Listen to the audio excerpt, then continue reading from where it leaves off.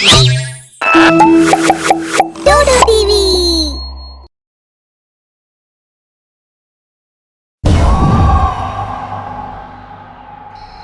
புடிங்க புடிங்க அவன் கொலைகாரன். என்னாச்சு? யாரு அவன்? என்னுடைய வருங்கால கணவரை கொன்னுட்டு ஓடிக்கிட்டு இருக்கான்.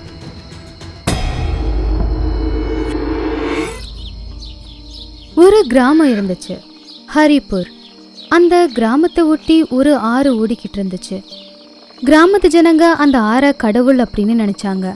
அவங்க எல்லாரும் அதுக்கு அக்கப்பக்கத்துல நின்று பேசிக்கிட்டு இருப்பாங்க. ஆனா அங்க ஒருத்த இருந்தான். அவன் கிராமத்து ஜனங்க யார் கூடயும் சேராம தனியாவே இருந்தான்.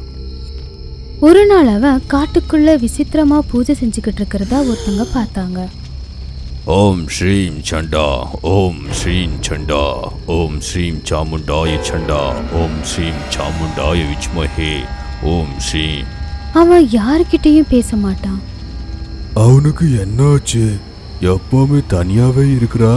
நான் அவனை நைட்ல மந்திர தந்திரங்களெல்லாம் பண்றதெல்லாம் பார்த்துருக்கேன். நானும் கூட பார்த்தேன் அவனை. எடுத்தான் இருந்துச்சு.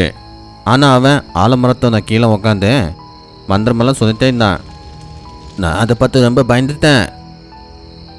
எனக்கு என்னவோ இதெல்லாம் அவன் காதலிச்ச பொண்ணாலதான் நடக்குதுன்னு நினைக்கிறேன். உண்மையிலேயே அந்த பையன் வைபவ் அப்புறம் ஒரு பொண்ணு 2 பேரும் மனசார நேசிச்சாங்க. ஆனா கிராமத்து ஜனங்களுக்கு இது சுத்தமா பிடிக்கல.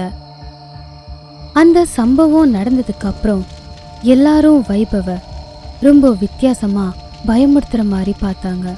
ஆனா கிராமத்து ஜனங்க யாரும் அதை பெருசா கண்டுக்கல. அவங்கவுங்க வேலைய பார்த்தாங்க. ஆனா திடீர்னு ஒரு நாள் நைட்டு ஒரு பயங்கர சம்பவம் நடந்துச்சு. அவன் என்னுடைய வருங்கால கணவரை கொன்னுட்டு ஓடிக்கிட்டு இருக்கான். புடிங்க என்னாச்சு? யாரு?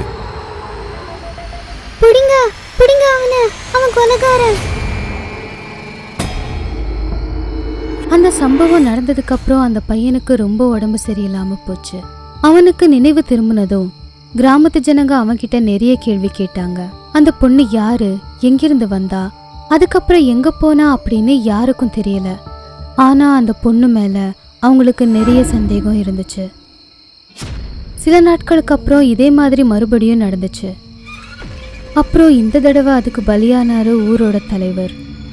இதனால அவரு எவ்வளவு கஷ்டப்பட்டாருன்னா அவரால் 2 நாள் வரைக்கும் பேசவே முடியல. அதுக்கப்புறம் அவர் பேச ஆரம்பிச்சதும் அவர் வாயிலிருந்து வந்த முதல் வார்த்தை வைபவ். எனக்கு அப்பவே தெரியும் அந்த வைபவ் தான் ஏதோ பண்ணிருக்கான். அவன் நம்ம கிராமத்துக்கு இன்னும் கெடுதல் பண்ணதுக்கு முன்னாடி நாம் அவனை ஏதாச்சும் பண்ணி ஆகணும்.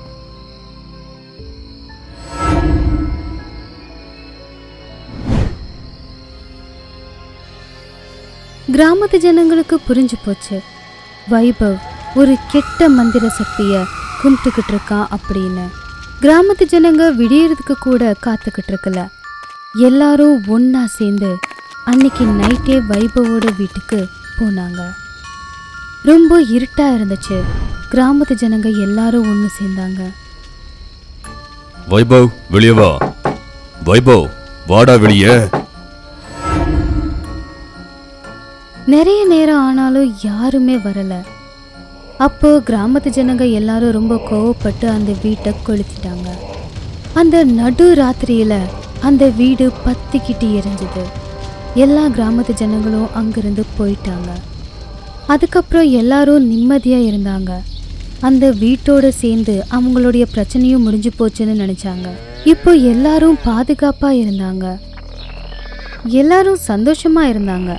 கிராமத்து ஜனங்க மறுபடியும் இயல்பு வாழ்க்கைக்கு திரும்பினாங்க. ஆனா எனக்கு தோணுது, இந்த அமைதி புயல் அடிக்கிறதுக்கு முன்னாடி இருக்கிற ஒரு அமைதி மாதிரி. சில நாட்களுக்கு அப்புறம் கிராமத்தை சேர்ந்த ஒரு விவசாயியோட மகள் விமலாவுக்கு ரொம்ப உடம்பு முடியாம போச்சு. உடனே டாக்டரை கூப்பிட்டாங்க. ஆனா டாக்டருக்கு அவளுக்கு என்ன அப்படிங்கிறதே புரியல. கொஞ்ச நேரத்துக்கு அப்புறம் விமலா மயக்கத்துல எதையோ புலம்புனா. வைபவ். விமலாவோட அப்பா அவளுடைய வாயால வைபவ் அப்படிங்கிற பேரை கேட்டு பதட்டமாயிட்டாரு. கிராமத்து ஜனங்க எல்லாரும் தான் என்னதான் நடந்துச்சு? ஏன்னா வைபவும் அவன் வீட்டோடவே சேர்ந்து எரிஞ்சு செத்துட்டான். அவன் விமலாவை என்ன பண்ணான்? அவனுக்கு என்னதான் வேணும்? இந்த மாதிரி பல கேள்விகள் அவங்களுக்குள்ள இருந்துச்சு. மறுபடியும் கிராமத்தோட நிலைமை கொஞ்சம் கொஞ்சமா மாறுச்சு. கிராமத்துல எந்த வீட்டுல வயசு பொண்ணுங்க இருக்காங்களோ அவங்களுக்கு உடம்பு சரியில்லாம ஆச்சு. கொஞ்சம் கொஞ்சமா கிராமத்துல இருந்த எல்லா பொண்ணுங்களுக்கும் உடம்பு சரியில்லாம ஆச்சு. எல்லாத்தையும் விட ரொம்ப பயமுடுத்துற விஷயம் எதுவா இருந்துச்சுன்னா, டாக்டராலேயே இந்த வியாதி என்னன்னு கண்டுபிடிக்க முடியல. எல்லா பொண்ணுங்களும் மயக்கத்துல வைபவோட பேரை மட்டும் உளறிக்கிட்டு இருந்தாங்க.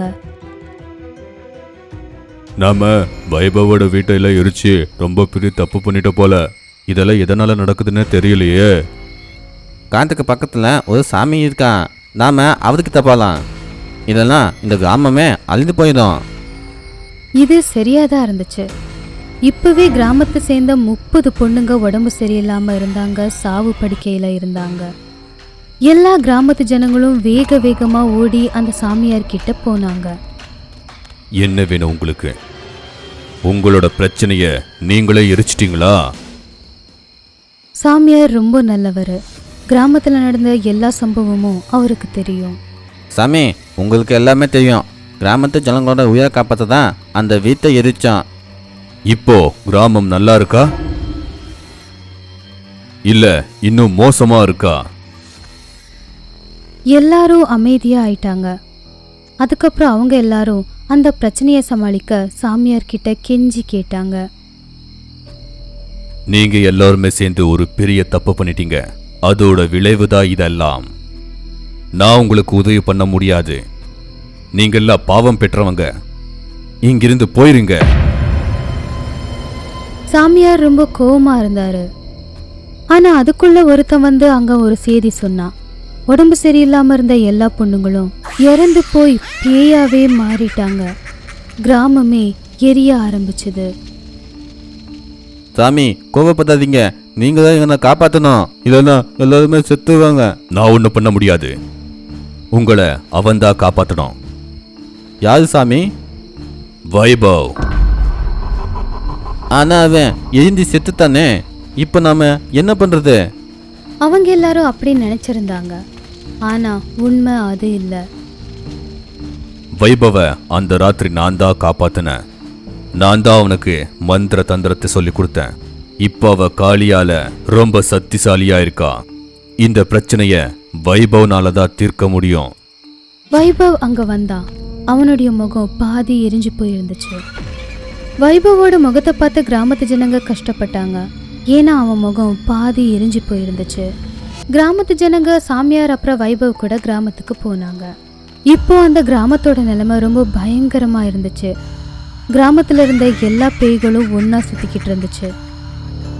நீளமான முடி, சிகப்பான கண்ணு, கூர்மையான நகம், பயங்கரமான முகத்தோட இருந்தாங்க. சாமியார் கிராமத்துக்கு நடுவுல ஒரு ஓமக்குண்டத்தை தயார் செஞ்சு அதுக்கப்புறம் அவரு பூஜையை தொடங்கினாரு. கொஞ்ச நேரத்துல ஹோமகுண்டத்திலிருந்து வந்த புகை கிராமம் எல்லாம் பரவுச்சு. அந்த புகைப்பட்டு அங்கிருந்த பேய்ங்க எல்லாருமே ஒன்னா சேர்ந்தாங்க. உங்களுக்கு என்ன வேணும்? இந்த கிராமத்து ஜனங்களோட உயிர். யாராவது நடுவுல வந்தீங்கன்னா நீங்களும் செத்துருவீங்க. இந்த கிராமத்து ஜனங்க உங்களுக்கு என்ன பண்ணாங்க? இந்த கிராமத்து ஜனங்க தான் என்னுடைய வருங்கால கணவரை என்கிட்ட இருந்து பிடுங்கிட்டாங்க. நான் அவரை ரொம்ப விரும்பினேன். கொன்னுட்டாங்க இந்த முட்டாள்கள். எல்லாரும் இதை கேட்டு பதட்டமாயிட்டாங்க. அப்புறம் வைபவ், நீங்க நிர்மலாவா? என்ன? நீ என்னோட வைபவா? நீ உயிரோட இருக்கியா? ஆமா, என்னோட முகம் அன்னைக்கு எரிஞ்சிருச்சு. நான் தான் வைபவ். நான் நினைச்சேன் இந்த கிராமத்து ஜனங்க அன்னைக்கு உன்னை கொன்னுட்டாங்க அப்படின்னு. அதனால நான் ஆத்துல குதிச்சு செத்து போயிட்டேன். ஆனா அப்புறம்தான் எனக்கு தெரிஞ்சது நீ உயிரோட இருக்கன்னு. நான் ரொம்ப சந்தோஷமா இருந்தேன். ஆனா மறுபடியும் இவங்க எல்லாரும் உன் வீடை கொளுத்தி உன்னை சாகடிக்க முயற்சி பண்ணாங்க.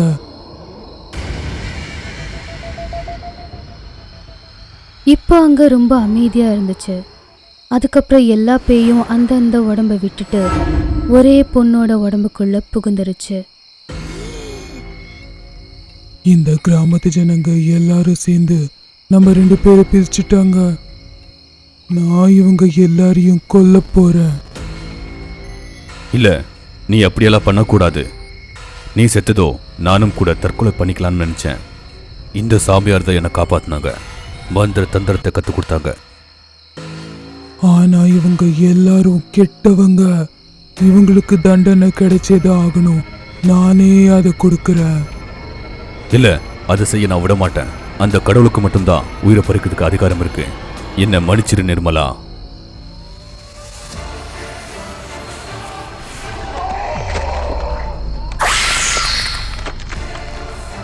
வைபவ், நீயும் என்னை ஏமாத்திட்ட. நான் மறுபடியும் வருவேன் வைபவ், நான் மறுபடியும் வருவேன்.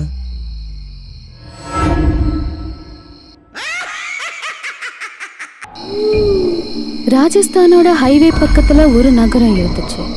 அந்த நகரத்துக்கு யார் போனாலும் அவங்க திரும்பி வந்ததே இல்லை. நண்பா, எங்கேயாச்சும் வெளியில் போகலாமா?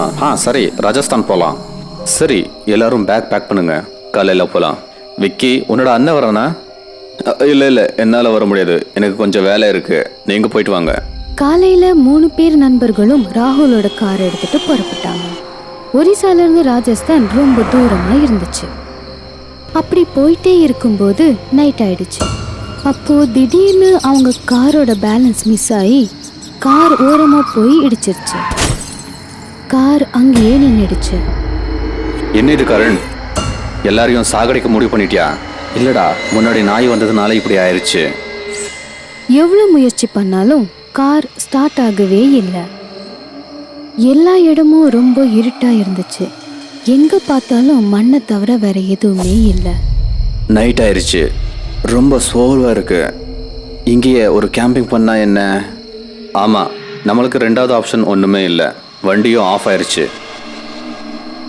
இங்கேயே இருக்கலாம், எல்லா பொருளையும் விளையாடுங்க.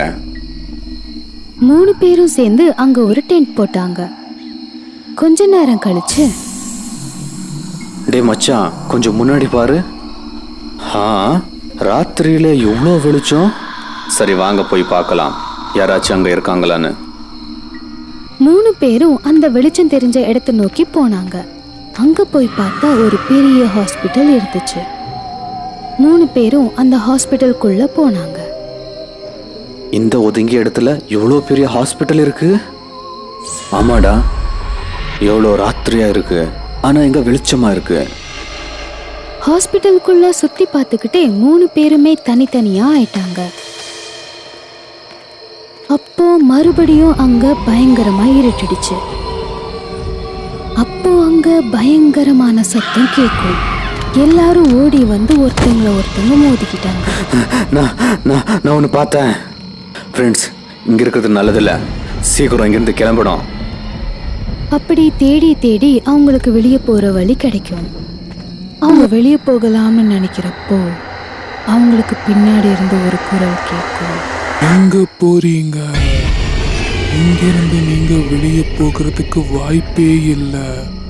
இங்க வந்தவங்க யாரும் உயிரோட போனதே இல்லை. இன்னைக்கு அந்த நிகழ்வு நடந்து 3 வருஷம் ஆச்சு. ஆனா இப்ப கூட யாராவது அந்த பக்கம் போனா அவங்க நிலைமையும் இதுதான். ஆனா ஒரு பையன் இருந்தான். அவன் தன்னுடைய வேலையையும் விட்டு அங்க நடக்கிற இன்சிடென்ட் பத்தி ரிசர்ச் பண்ணிட்டு இருந்தான். இதை பத்தி எல்லாமே பயங்கரமாவே இன்டர்நெட்ல இருக்கிற. சோனு எப்பவுமே இந்த மாதிரி ரிசர்ச் தான் பண்ணிட்டு இருப்பான். எல்லா இன்ஃபர்மேஷன்ஸையும் கலெக்ட் பண்ணதுக்கு அப்புறம் அவன் அங்க போகலாம்னு முடிவு பண்ணான். டே விக்ரம், வாடா, அந்த டவுனுக்கு போயிட்டு வரலாம். இல்லப்பா, நான் வர மாட்டேன், எனக்கு பயமா இருக்கு. அதை பத்தி என்னென்னமோ சொல்றாங்க. சோனு வேற வழி இல்லாம தைரியத்தை வர வச்சு தனியாவே அங்க போறதுக்கு முடிவு பண்ணான். சோனு அவன் கூட அவனுக்கு தேவையான பொருட்களை எடுத்துட்டு போனான். ஓ, இதான் அந்த டவுனா? சோனு அவனுடைய பேக்ல இருந்து ஒரு எலக்ட்ரானிக் மீட்டர் எடுத்தான். அதை கையில பிடிச்சுக்கிட்டு நடக்க ஆரம்பிச்சான். அப்படி நடந்துக்கிட்டே அந்த ஹாஸ்பிட்டல் பக்கத்துல வந்தான். அப்போ திடீர்னு அந்த மீட்டர் பயங்கரமா சுத்த ஆரம்பிச்சது. அதுல ரெட் லைட் எரிஞ்சிட்டு இருந்தது. ஓ, இந்த இடம் சொன்ன மாதிரியே பயங்கரமான இடம் தான். சோனு முன்னாடி நடக்க ஆரம்பிச்சான். ஹாஸ்பிட்டலுக்குள்ள போயிட்டே இருக்கும்போது மீட்டர்ல இருந்து பயங்கரமா சத்தம் வர ஆரம்பிச்சது. அதை பார்த்து பயந்து ஹாஸ்பிட்டலை விட்டு வெளியே போக முயற்சி பண்ணப்போ அப்போ அங்க மீட்டர் ரொம்ப சத்தம் போட ஆரம்பிச்சு ஒரு கட்டத்துல மீட்டர் பஸ்ட் ஆயிடுச்சு. அப்போ சோனுவுக்கு தெரிஞ்சது இந்த ஹாஸ்பிட்டல் சாதாரண ஹாஸ்பிட்டல் இல்லை, இங்க ஏதோ தப்பா நடக்குது.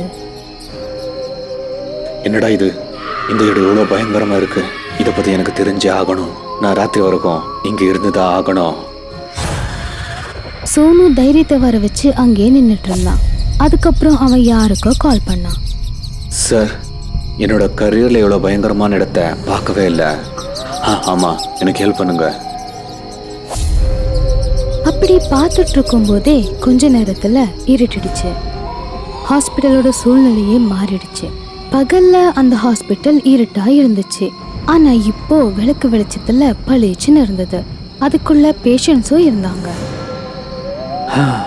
நான் ஏதாச்சும் பண்ணி இந்த ஹாஸ்பிட்டலுக்குள்ள போய் தான் ஆகணும். சோனு மெதுவா உள்ள போனான். அங்க பேஷண்ட்ஸ் இருந்தாங்க, டாக்டரும் கூட. நூற்றுக்கணக்கான பேஷண்ட்ஸ் மற்றும் சில வேலையாட்களும் இருந்தாங்க. ஹாஸ்பிட்டல் ரொம்ப பெருசா இருந்துச்சு. சோனு மெதுவா நடந்துக்கிட்டே முன்னாடி போய் ஒரு இடத்துல வழுக்கி விழுந்தான். திடீர்னு எல்லா இடமும் இருட்டிடுச்சு. அங்க பயங்கரமான அமைதி இருந்தது. நிலைமை சரியில்லை, நான் வெளியே போய் ஆகணும். அப்படி அவன் திரும்பினப்போ அவனோட டார்ச் லைட் வெளிச்சத்துல ஒரு பயங்கரமான பேய் தெரிஞ்சது. சோனு பயத்துல அவன் கையில இருந்த டார்ச் லைட்டை கீழே போட்டுட்டான். எல்லா இடமும் ரொம்ப இருட்டா இருந்துச்சு. பயங்கரமான குரல் கேட்டுட்டு இருந்தது.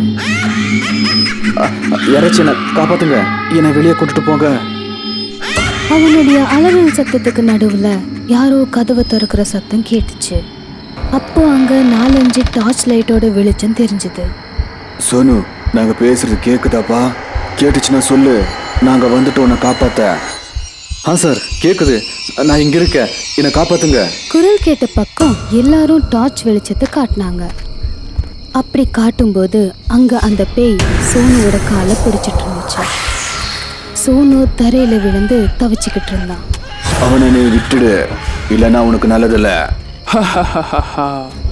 நீ என்னையே மிரட்டியாடா முட்டாள், நீயும் கூட உயிரோட இருக்க மாட்ட. அப்போ அந்த பேய் ப்ரொஃபஸரை தாக்கும். ப்ரொஃபஸர் கீழே விழுந்துருவாரு. அங்க இன்னும் நிறைய பூதங்கள் வரும். அந்த பூதங்கள் எல்லாம் ஒன்று சேர்ந்து சோனுவை கொல்றதுக்கு முன்னாடி வந்தப்போ சீக்கிரமா அந்த பேகை திறங்க, அதுல சிவப்பு துணியில இருக்கிற அதை சீக்கிரமா எடுங்க, இல்லைன்னா ஆபத்து. அப்போ அங்க இருந்த ஒருத்தன் அந்த துணியில இருந்து 4 எலுமிச்சை பழத்தை எடுப்பான். அதை பார்த்ததும் அந்த பேய் எல்லாமே பயந்து மறைஞ்சிடும். சோனு இன்னும் தரையிலேயே தான் இருந்தான். அப்போ அங்க ரொம்ப அமைதியா இருந்தது. தேங்க்யூ சார், நீங்க வந்ததால நான் பொழைச்சேன். இன்னும் முடியல சோனா, ஆபத்து இன்னும் இருக்கு. ஆனா பேய் இங்கிருந்து போயிருச்சே, அப்புறம் என்ன ஆபத்து இருக்கு? அந்த பேயெல்லாம் இங்கிருந்து மட்டும்தான் போயிருக்கு. நம்ம பண்ண தப்ப அது மன்னிச்சிருச்சு. இனிமேதான் நமக்கு ஆபத்து ஆரம்பிக்கும். அதையெல்லாம் தடுக்கிறது எப்படி சார்? சொல்ற, இந்த லாக்கெட்டை உன்கிட்ட நீ வச்சுக்கோ. ப்ரொஃபஸர் எல்லாருக்கும் ஒரு லாக்கெட் கொடுத்தாரு. எல்லாரும் அந்த லாக்கெட்டை மாட்டிக்கிட்டு அங்க இருந்த மெயின் ஹால்ல எலுமிச்சை பழத்தை வச்சு அது மேல தீர்த்தத்தை தெளிச்சாங்க. அதுக்கப்புறம் எல்லாரும் ஒரு இடத்துல போய் ஒளிஞ்சுக்கிட்டாங்க. எனக்கு ஏதோ ஒரு மாதிரியா இருக்கு. அவன் மயங்கி விழுந்ததை பார்த்து எல்லாரும் ரொம்பவே பயந்துட்டாங்க. இப்போ நம்ம கிட்ட டைம் கொஞ்சம் தான் இருக்கு. பேக்ல இருக்கிற அந்த சிவப்பு பவுடரை எடுத்துக்கோங்க. நான் சொல்லும்போது அந்த பவுடரை தூவி விட்டுருங்க. அவன் மயங்கி விழுந்திருந்தாலும் அவனுக்கு வேர்த்துக்கிட்டே இருந்துச்சு. அப்போ சோனு அங்க வச்சிருந்த எலுமிச்சை பழத்தை பார்த்தான். சார், அங்க பாருங்க, எலுமிச்சையோட கலர் சிவப்பா மாறிடுச்சு. எல்லாரும் அந்த எலுமிச்சை பழத்தை பார்த்துட்டு இருக்கிறப்போ அங்க திடீர்னு ஒரே புகை மூட்டமா ஆயிடும். அப்போ அந்த பேய் அங்க வரும். அந்த பேயோட பயங்கரமான உருவத்தை பார்த்து எல்லாரும் பயந்துடுவாங்க. ஆனா எல்லாரும் கொஞ்சம் தைரியத்தை வர வச்சு, சோனு பவுடரை தூவு. சோனு அந்த பவுடரை போட்ட உடனே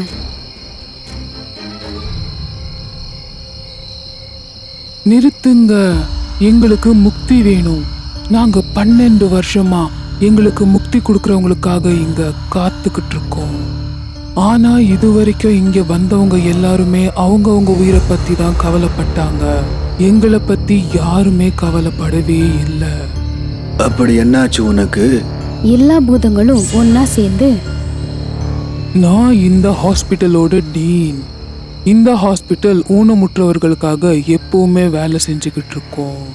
ஆனா ஒரு நாள் திடீர்னு ஹாஸ்பிட்டல்ல நெருப்பு பிடிச்சிருச்சு. எல்லாரும் ஊனமுற்றோர் அப்படிங்கிறதுனால யாராலையும் ஓட முடியல. அவங்கள காப்பாற்றணும்னு போன நாங்களும் அதே நெருப்புல மாட்டி எங்க உயிரை விட்டோம். ஆனா எங்களை காப்பாத்துறதுக்கு யாருமே வரல. உங்களோட வலி என்னன்னு எனக்கு புரியுது. ஆனா உனக்கு பழிவாங்க எந்த மாதிரியான உரிமை இல்லை. அதனால நீங்க இந்த இடத்த விட்டு போயாகணும். சோனு பேக்ல இருந்து அந்த பவுடரை எடுத்து எல்லா பூதத்து மேலேயும் அதை தூவுனான். அந்த பூதத்துக்கு மேல கூட, நான் இப்போ உனக்கு ஒரு முடிவு கட்ட போறேன். இப்போ என்னோட தம்பி விக்கியோட ஆத்மா சாந்தி அடையும். எல்லா பூதங்களும் ஒன்னொன்னா மறைஞ்சிடும். ஒரு பெரிய சத்தத்தோட அந்த பேய் கூட அங்கிருந்து மறைஞ்சு போயிடும். அதுக்கப்புறம் அந்த இடத்துல வேற எந்த இறப்பும் நடக்கல. ஆனா இப்போ கூட அந்த ஹாஸ்பிட்டல் யாருக்காகவோ காத்துக்கிட்டு இருந்துச்சு. சந்தன்பூர் கிராமத்துல ஒரு பெரிய பணக்காரர் மகேஸ்வர் வாழ்ந்துட்டு இருந்தாரு. கொஞ்ச நாளுக்கு முன்னாடி அவங்க வீட்டுல 2 பெண் குழந்தைகள் பிறந்துச்சு. அவங்க 2 பேர் தலையும் ஒட்டி இருந்துச்சு. அவங்க பிறந்த கொஞ்ச நாள்லயே ஏதோ ஒரு காரணத்தினால அவங்க 2 பேரும் இறந்துட்டாங்க. செத்ததுக்கு அப்புறம் 2 பெண் குழந்தைகளும் பேயா மாறிடுச்சு. அவங்க 2 பேரும் பேயா மாறினதுக்கு அப்புறம் கிராமத்துல நிறைய பேர் இறந்து போக ஆரம்பிச்சாங்க. ஒரு நாள் காலையில மகேஸ்வரோட வேலைக்காரன் பிர்ஜு மகேஸ்வரோட வீட்டுக்கு போனான். அவன் கதவை தட்ட ஆரம்பிச்சான். ஆனா யாருமே கதவை திறக்கல. என்னடா இது, வயல்ல எவ்வளோ வேலை இருக்கு, முதலாளி இன்னமும் தூங்குறாங்களே. முதலாளி, விடிஞ்சிருச்சு, எந்திரிங்க, என்ன உங்களுக்கு இவ்வளோ தூக்கம்? அப்படி நிறைய தடவை கதவை தட்டியும் யாருமே வந்து கதவு திறக்காததுனால பிர்ஜுவுக்கு சந்தேகம் வந்துச்சு. அட என்ன இது, முதலாளி சீக்கிரமாவே எந்திரிச்சிருவாங்களே, என்னமோ ஆயிருக்கு, எப்படியாச்சும் கதவை திறந்து பார்த்தே ஆகணும். இப்படி சொல்லி அவன் கதவை உடைச்சான். ஐயோ முதலாளி, உங்களுக்கு என்ன ஆச்சு? ஐயோ, யார் இப்படி பண்ணாங்க முதலாளி? பிர்ஜுவோட அலற சத்தம் கேட்டு கிராமத்து ஜனங்க அங்க வந்தாங்க. முதலாளி. அட பிர்ஜு, என்னாச்சு உனக்கு? ஏன் அலற? ஐயோ, யாரோ மகேஷும் அவனோட பொண்டாட்டியும் கொலை பண்ணிட்டாங்க. எனக்கு என்ன தோணுதுன்னா, இதெல்லாம் அந்த ரெட்டை பேய் தான் பண்ணிருக்கணும். ஆமா ஆமா, இப்போ நாமளும் ரொம்ப ஜாக்கிரதையா இருக்கணும். எல்லாரும் இந்த மாதிரி பேசிக்கிட்டு இருந்தப்போ அங்க கிராமத்தோட பெரியவர் ஷம்பு வந்தாரு. அதுக்கப்புறம் எல்லாரும் சேர்ந்து மகேஸ்வர் அப்புறம் அவங்களுடைய பொண்டாட்டியோட ஈமச்சடங்கு செஞ்சாங்க. இதே மாதிரி அந்த ரெட்டை பேயும் யாராவது ஒருத்தவங்களை சாகடிச்சிட்டு இருந்தது. தினமும் இந்த மாதிரி நிறைய பேர் சாகுறதுனால கிராமத்தோட பெரியவர் ஷம்பு ரொம்ப கவலையா இருந்தாரு. இந்த ரெட்டை பேய நாம ஏதாச்சும் பண்ணி ஆகணும், இல்லைன்னா கிராமத்தையே அழிச்சிரும். இதுக்கு அந்த மொட்டை சாமியார் தான் முடிவு கட்டுவாங்க. அடுத்த நாள் காலையில கிராமத்தோட பெரியவர் ஷம்பு சாமியாரை பார்க்கறதுக்காக போனாரு. ஓங்க தலைவர், ஏதாச்சும் உங்களுக்கு பிரச்சனையா? ஆமா, கிராமத்துல அந்த ரெட்டை பேய் எல்லாரையும் கொண்டுட்டே இருக்கு. நீங்க தான் எப்படியாச்சும் அந்த ரெட்டை பேய தடுக்கணும், இல்லைன்னா அந்த ரெட்டை பேய் இந்த கிராமத்தையே அழிச்சிரும். பிரச்சனை எவ்வளோ பெருசா இருந்தாலும் எனக்கு அது சின்னதுதான். இந்தாங்க, நான் பூசை பண்ணி வச்ச அற்புதமான மணிகள். இந்த மணியோட ஓசை கேட்டா அந்த பேய் ஓடி போயிரும். ஆனா ஒரு நாள் பிர்ஜு குளிக்கிறதுக்காக போனப்போ அந்த மணியை எடுத்துட்டு போக மறந்துட்டான். இந்த நேரத்துக்காக எதிர்பார்த்துட்டு இருந்த ரெட்டை பேய்கள் அங்கே வந்துருச்சு. பிர்ஜு, ஓய் பிர்ஜு, இன்னைக்கு பார்க்க ரொம்ப சந்தோஷமா இருக்க.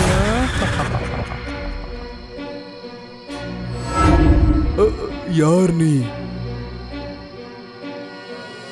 அட பிர்ஜு, இவ்வளோ சீக்கிரம் மறந்துட்டியா? நல்லா யோசிச்சு பாரு, அன்னைக்கு நீ கூட தானே இருந்த. நீங்க எல்லாரும் ஒன்னா சேர்ந்து எங்களை கொன்னீங்களே. ஒன்னும் கவலைப்படாத, நான் உன்னையும் முதலாளிகிட்டயே அனுப்பிடுறேன்.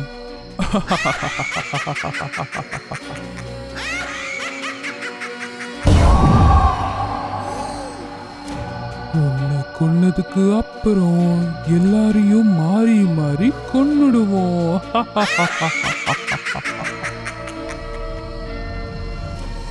இல்ல இல்ல, என்னை கொன்னுறாத.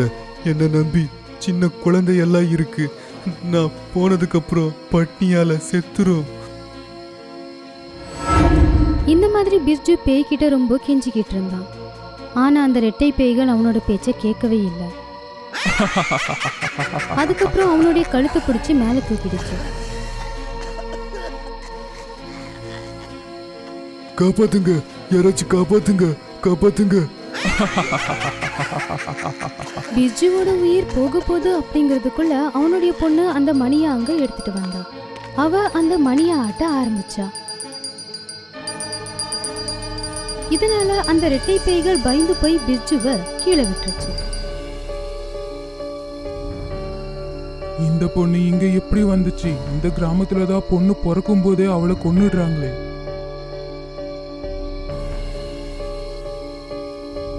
இதான் என்னோட பொண்ணு. கிராமம் சொல்ற பேச்சுக்கெல்லாம் மீறி நான் இந்த பொண்ணை வளர்த்துட்டே இருக்கேன்.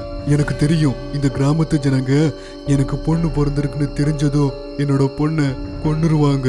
அதனால தான் என்னோட பொண்ணை யாருக்குமே தெரியாம மறைச்சி வளர்த்தேன். நீ இந்த கிராமத்தோட விதிகளை மதிக்க மாட்டேன்னா எங்க அப்பா கூட சேர்ந்து எங்களை மட்டும் நீ ஏன் கொலை செஞ்ச? நான் உன்னை கொல்லவே இல்லை, கொல்லாதீங்கன்னு எடுத்து சொல்லதான் நான் போனேன். நான் எவ்வளவு சொன்னாலும் பெரியவரும் முதலாளியும் கேட்கவே இல்லை. 2 பேரும் உங்களை கொன்னுட்டாங்க. இனிமே இந்த மாதிரி நடக்கவே கூடாது. அதனால தலைவரை நீ கொன்னுரு. முக்கியா கிட்ட சாமியார் கொடுத்த மணி இருக்கு. அவனை கொல்றது அவ்வளோ சுலபம் இல்லை. அந்த மணியை நான் எப்படியாச்சும் எடுக்கிறேன். நீங்க 2 பேரும் தலைவரை தீர்த்து கட்டுங்க. பிளான் செஞ்ச மாதிரி பிர்ஜு ஊர் பெரியவர்கிட்ட இருந்த மணியை எடுத்துட்டு தூரமா தூக்கி போட்டுட்டான். அதுக்கப்புறம் ரெட்டை பேய்கள் அங்க வந்து ஊர் பெரியவரை பிடிச்சிருச்சு. பேய்களை பார்த்ததும் அவனுக்கு புரிஞ்சு போச்சு, நாம இனி தப்பிக்க முடியாதுன்னு. அவன் அதுங்க கிட்ட கெஞ்ச ஆரம்பிச்சான். ஐயோ ஐயோ, எங்களை மன்னிச்சிரு. நான் தெரியாம உங்களை கொலை பண்ணிட்டேன். நான் பண்ணது பெரிய தப்பு தான். இப்போ உங்களோட ஆத்மா சாந்தியடைய என்ன வேணுமோ நான் அதை பண்றேன். இனிமே என்ன நடந்தா என்ன? இன்னைக்கு எங்களை கொன்ன, நாளைக்கு வேற பொண்ணு கொன்னுடுவ. உன்ன மாதிரி ஆளு உயிரோடவே இருக்கக்கூடாது. அதுக்கப்புறம் ரெட்டை பேய்கள் அவனுடைய கழுத்தை அறுத்து அவனை கொன்னுடுச்சு. அதுக்கப்புறம் கிராமத்து ஜனங்க கிட்ட சொல்லுச்சு, இப்போ நீங்க எல்லாரும் எங்களுக்கு ஒரு வாக்கு கொடுங்க. இதுக்கப்புறம் இந்த கிராமத்துல பிறக்கிற எந்த பெண் குழந்தையையும் யாரும் கொல்ல மாட்டீங்கன்னா நாங்க உங்களை விட்டுடுறோம். எல்லாரும் உங்களுக்கு வாக்கு கொடுக்குறோம். இனிமே நாங்க பெண் குழந்தைய கொல்லவே மாட்டோம். நாங்க எங்களுடைய பழியை தீர்த்துக்கிட்டோம். நாங்க 2 பேரும் உங்க எல்லாருக்காகவும் தான் இங்க இருந்தோம். இப்படி சொல்லி ரெட்டை பேய்கள் அங்கிருந்து நிரந்தரமா மறைஞ்சிருச்சு. அதுக்கப்புறம் சந்தன்பூர்ல எல்லாரும் ரொம்ப சந்தோஷமா வாழ ஆரம்பிச்சாங்க.